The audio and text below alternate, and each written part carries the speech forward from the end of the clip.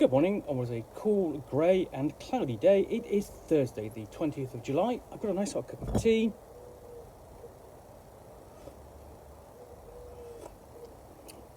And box to continue unboxing. And what I've got in here is a couple of works of non-fiction. First of which we are putting on sale is The Great Post Office Scandal. So the fight to expose a multi-million pound IT disaster which put innocent people in jail. So on April 23rd, 2021, the Court of Appeal quashed the conviction of 39 former postmasters and ruled their prosecutions were an affront to the public conscience. For some, this marked the beginning of the end of a 20-year battle for justice. Tragically, 3 sub-postmasters did not live long enough to see their reputations restored. The 39 were just a few of the 738 people who between 2000 and 2015 were prosecuted by the Post Office for criminal offences including theft, false accounting and fraud. The prosecutions were based on evidence from Horizon, the Post Office's deeply flawed accounting software. If the software showed apparent losses in most branch accounts, they were forced to settle them for their own pockets or face losing their livelihoods.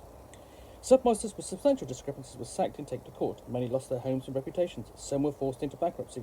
The really unlucky ones were sent to prison. So, this is essentially an account of one of the sort of like the big scandals of the last few years here in the UK. The post office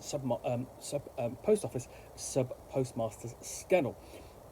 And essentially, it all stems from a faulty software, which would adjust the figures at the end of each day. And when the post office was alerted to this, they didn't do anything. It didn't do anything. And when the post office was alerted to this and asked if there was a problem elsewhere, the post office always said no. So it was something that the post office was hiding, was sort of aware of, but didn't do anything about, except to prosecute those people, the sub-postmasters, who were victims of it. Now, this came to light really through the campaigning of the UK's primary satire magazine, Private Eye, which also, because it's not just satire, it also does some reporting as well. And the result is essentially this book here, and also a Radio 4 series, which is worth tracking down and listening to. Also called The Great Post Office Scandal.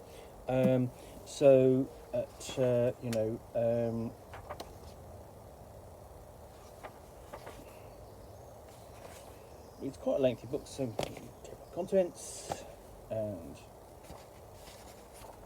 read a note. And this is still an ongoing case. This is still a case of, there's no real inquiry into it, and it's one of the victims, and that's only sort of like 38 of the 700 odd people who have been prosecuted, and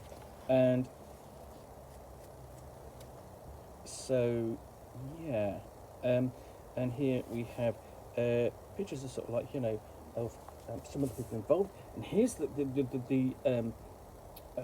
guilty party, which is this Horizon software and basically accounting package, which would lead to these people being prosecuted, all erroneously. It's important to note that these people invested in their lives in this the post office, sub-post offices, because they were generally located. Sub-post offices in the UK are located in smaller communities or suburbs or villages and so on, and they help and support the communities. And the sub-postmaster sort of like becomes part of that community.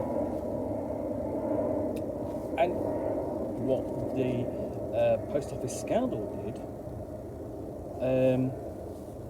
was not just drive them into bankruptcy, losing homes, getting into prison, and so on. It also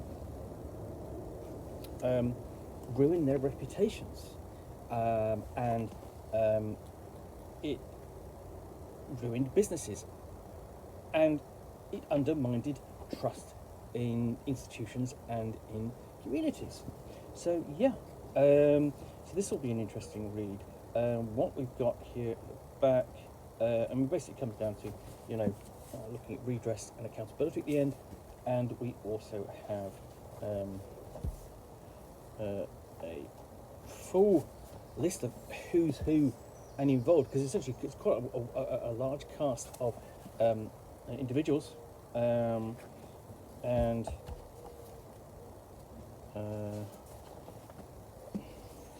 timeline.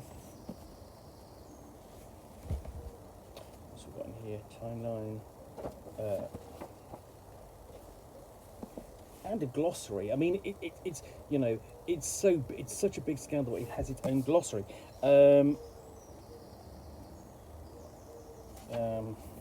Sources and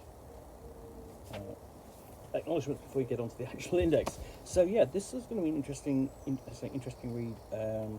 That I'm glad to have picked that up. So yeah, that's The Great Post Office Scandal by Nick Wallis. Anyway, hope you've enjoyed this unboxing in the Nook. If you have, then please do click on the like button down below. And if you've got any comments or feedback, I do appreciate you taking the time to post that. And if you want to be alerted to get more unboxings in the Nook, where you'll see me out here with a box containing a book or game, which I will unbox and chat about to the best extent of my knowledge for roughly 10 minutes or so, all of course accompanied by a nice hot cup of tea. Then please do click on the subscribe button down below. Thanks again for watching an unboxing in the Nook. I will be back again soon with another one, hopefully one that's gaming related. Bye for now.